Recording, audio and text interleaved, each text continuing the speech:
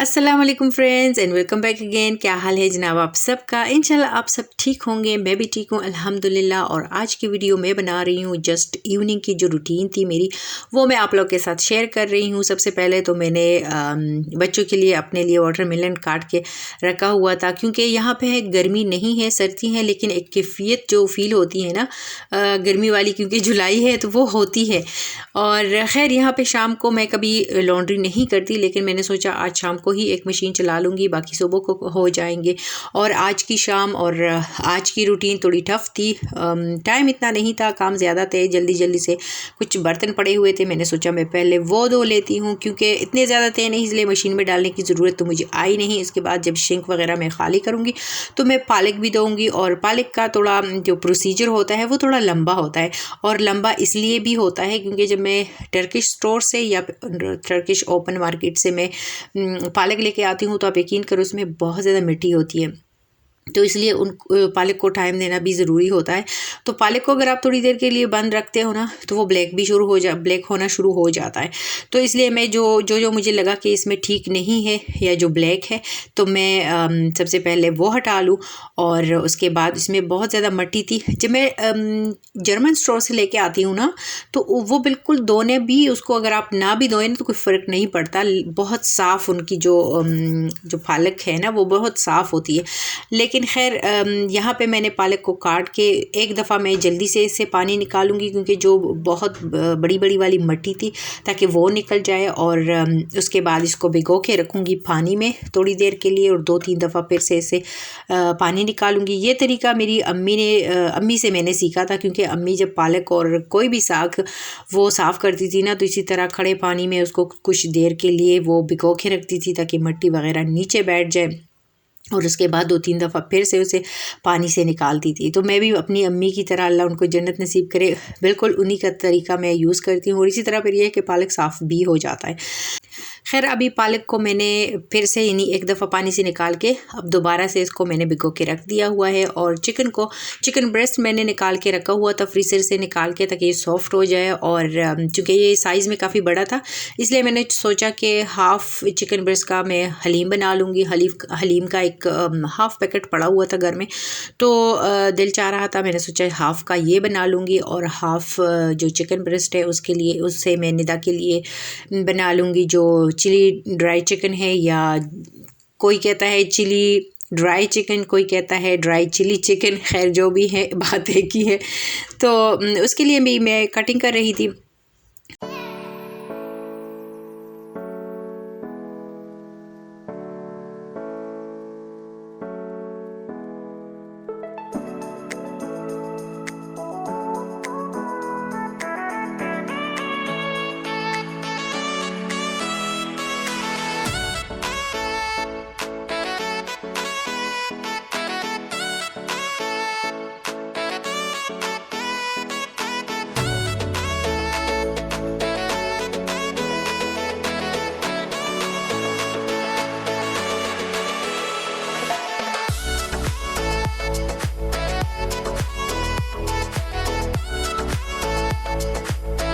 अच्छा जी, तो ये जो हाफ़ चिकन है उसको मैंने लंबे लंबे पीसेस में काट लिया है। अब इसको मैं मैरिनेट करके रखूँगी। वैसे ये है शाम का टाइम, यानी कि शाम के कुछ बाद का ही टाइम समझ ले इसको।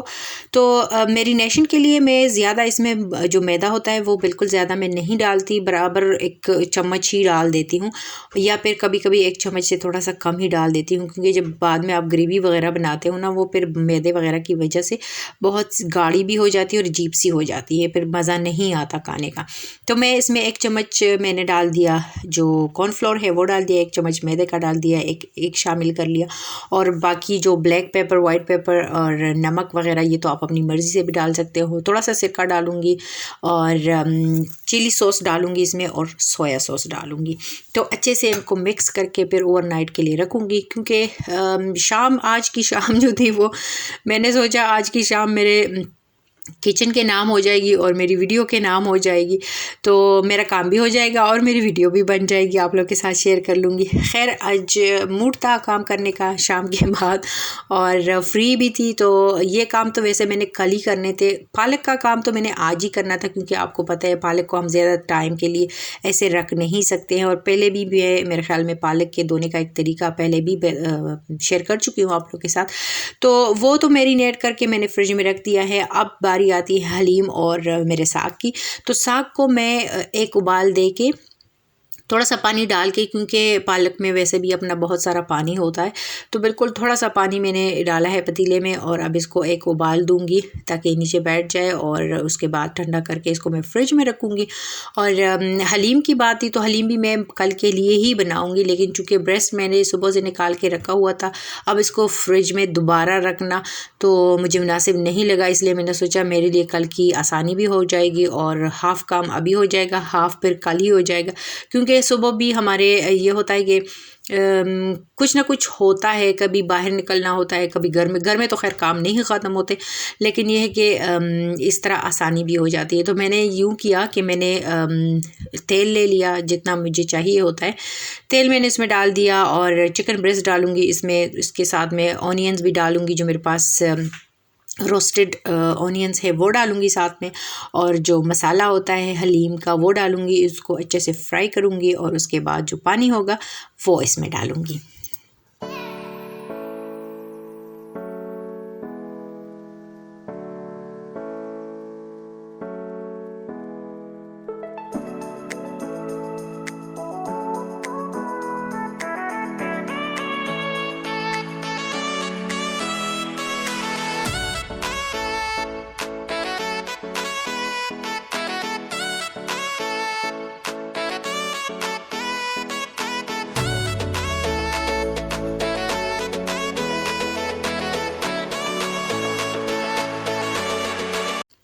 तो जनाब बस अभी इसको फ्राई करना है। और यहाँ पे कहूँगी अगर आप लोग को मेरी वीडियो अच्छी लगती है तो प्लीज़ लाइक एंड कमेंट करना मत भूलिएगा। न्यू आने वालों के लिए पहले मेरे चैनल पे वेलकम है और प्लीज़ सब्सक्राइब किए बिना बिल्कुल मत जाइएगा। अगर आपको वीडियो अच्छी लगती है तो अपनी फैमिली एंड फ्रेंड्स के साथ शेयर करना भी मत भूलिएगा। तो जनाब अभी बस इसको अच्छे से, इनको जो चिकन है इसको अच्छे से मसाले में फ्राई करूँगी और उसके बाद जितना भी पानी मुझे इसमें चाहिए होगा वो डालूँगी और इसको मैं प्रेशर भी दूँगी। प्रेशर के बाद जब रेडी होगा, ये गल के रेडी होगा, इसको मैं किचन में ही छोड़ूंगी क्योंकि यहाँ पे मौसम ठंडा है, ख़राब होने का कोई भी ख़तरा नहीं होता। तो मेरे लिए कल के लिए आसानी हो जाएगी। इसमें मैं पैकेट डालूंगी, इसको पहले रेशा रेशा करूँगी चिकन को और उसके बाद इसमें हलीम के लिए जो पैकेट होता है वो डालूँगी, रेडी करूँगी। और साग भी मेरा यहाँ पे बिल्कुल रेडी हो गया है। रेडी तो इतना नहीं हुआ लेकिन ये बैठ गया है और अब ये थोड़ा सा इसको वेट करूँगी। उसके बाद ये भी ठंडा होकर फ्रिज में रखूँगी और इसके साथ लूँगी आप लोगों से इजाज़त। अपना ख्याल रखिएगा। अल्लाह।